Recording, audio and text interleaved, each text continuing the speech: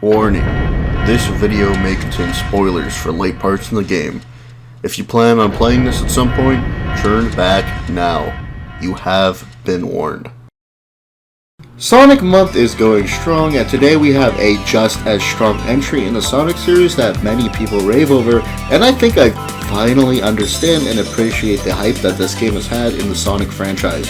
It took probably over 13 years since the first time I booted this game for me to actually get good enough to beat it, and this just further proves that I'm ass at video games in general, but if I push through for more than a game over, I can do wonders, especially since I was able to get all the time stones. Let's talk about the basics. This game isn't too different from the original Sonic the Hedgehog gameplay-wise, though there are some much appreciated new mechanics. This is the time system in which you can travel to the past, present, and future of a zone. On the surface level, these just seem like cool palette swaps of the area you were in, but mostly through the fandom page, I learned that there is a lesser known mechanic to this, being that if you go to the past in the first two areas of a zone and locate Robotnik's robot transporter and destroy it just by jumping on it, you can provide a good future in the third area, and this is just an alternate method of getting the good ending if you don't want to do the special zone shenanigans to get the time stones. The special zones are the same as the original game to get to. You just need to acquire 50 rings and keep them until the end of an area, jumping into the big ring that appears. The first couple are fairly easy, nothing to sneeze at though. Then you get the fourth time stone and it's all downhill after that. Basically, in the special zones, all you have to do is destroy all the UFOs.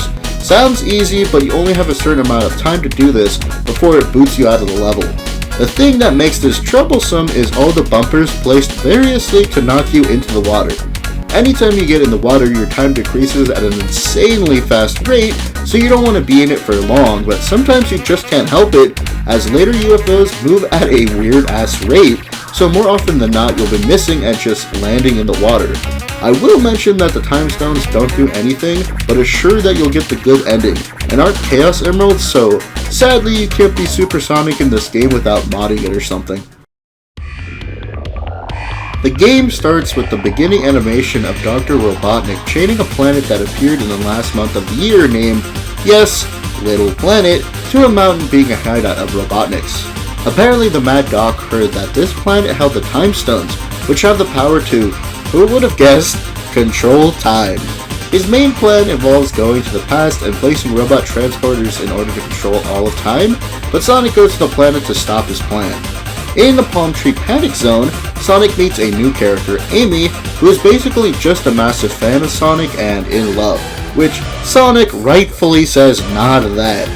Not soon after meeting her, a mysterious robot who looks a lot like Sonic kidnaps Amy and forces Sonic now to have two missions.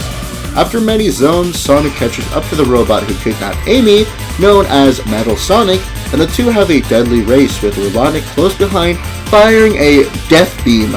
Sonic wins this race and Robotnik accidentally murders his own creation. This saves Amy and Sonic, chases after Robotnik one final time, destroying his last mech. Sonic takes Amy and escapes from the planet, and the chain the Doctor made vanishes. Little Planet disappearing in a dazzling light with seeds from the planet landing on Sonic's. That was the good ending. The bad ending shows Sonic and Amy still escaping, but so does Robotnik with a time stone, though Sonic throws a rock at him and his little aircraft crashes. Apparently, though, a time warp shows up and restores Robotnik's mountain, along with the chain keeping Little Planet chained. I enjoyed finally playing all the way through this game, contrary to me saying that I didn't like the classics all too much.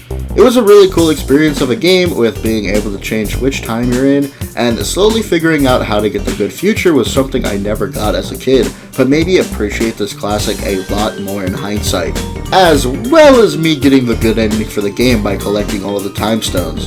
In general, the sprite work is beautiful and the music is phenomenal. At times, I just stopped to listen to the gems. I also have to mention the animated cutscenes that made me wish we got a show in that style, but instead we got Sonic Underground. I really don't have any cons for this game besides the special zones being pretty ass as you get to the later ones, but I still finished the game in around 3 hours. I would say there is a lack of content, but Those were kind of just the times, as most games just had the story mode, and that's it. Though there is a nice kind of time attack mode, plus the extra hidden pictures and little extra things they did. Overall, there's a lot to like about the 5th entry in the Sonic series, and I'm surprised to finally find myself liking the classic games as much as I have, considering I never planned on revisiting these games from my childhood until I started doing these month video series. So I'm more so just happy to finally be completing games that I wasn't able to as a kid, and learning to appreciate them more as an adult. Hope you enjoyed, and see you next video.